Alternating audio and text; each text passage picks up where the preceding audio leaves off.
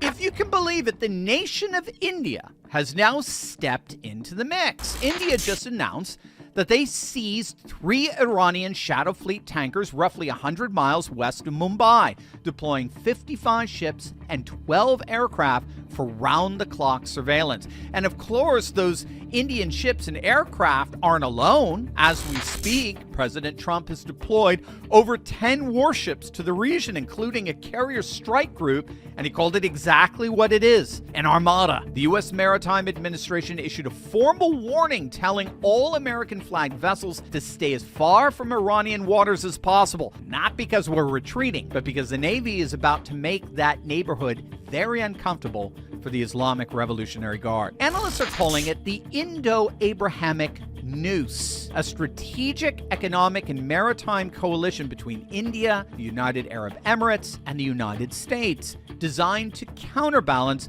Iran, China, and Russia in Western Asia. It signifies India's increasingly proactive role in the Middle East to enforce maritime security, as demonstrated most explicitly by the seizing of these Iranian ships.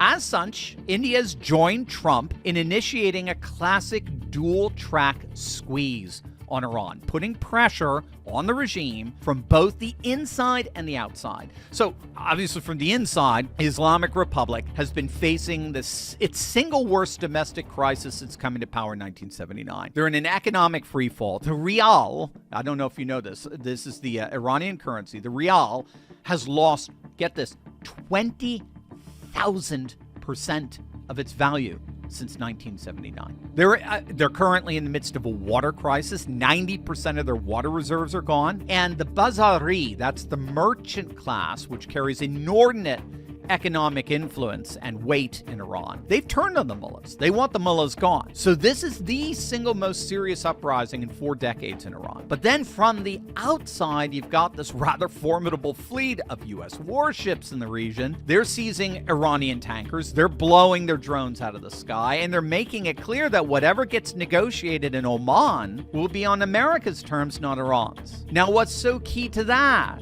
is how it signals the total collapse of the liberal international order in real time. The entire post-1945 architecture, right? So we're talking the UN, international maritime law, the rules-based order. It was all supposed to handle exactly this kind of thing through sanctioned regimes, Security Council resolutions, multilateral enforcement, and the like. Instead, China's openly buying Iran's sanctioned crude.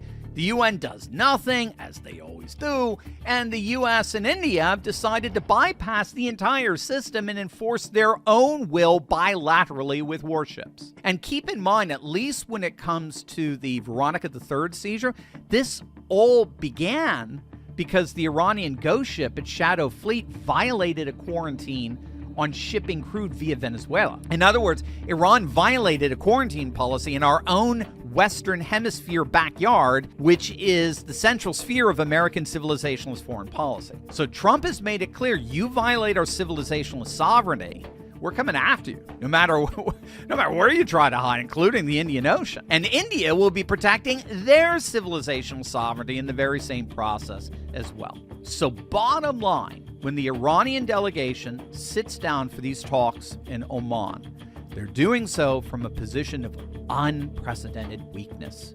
And in many ways, I do think they're looking for an off-ramp to all of this, but given their circumstances, that's going to be a very hard thing to do, especially now with India's involvement. So we'll obviously be keeping a very close eye on how things develop here, but there is no question with the latest seizures of these Iranian ghost tankers by both the United States and India, the Trump-inspired civilizationalist order has indeed arrived.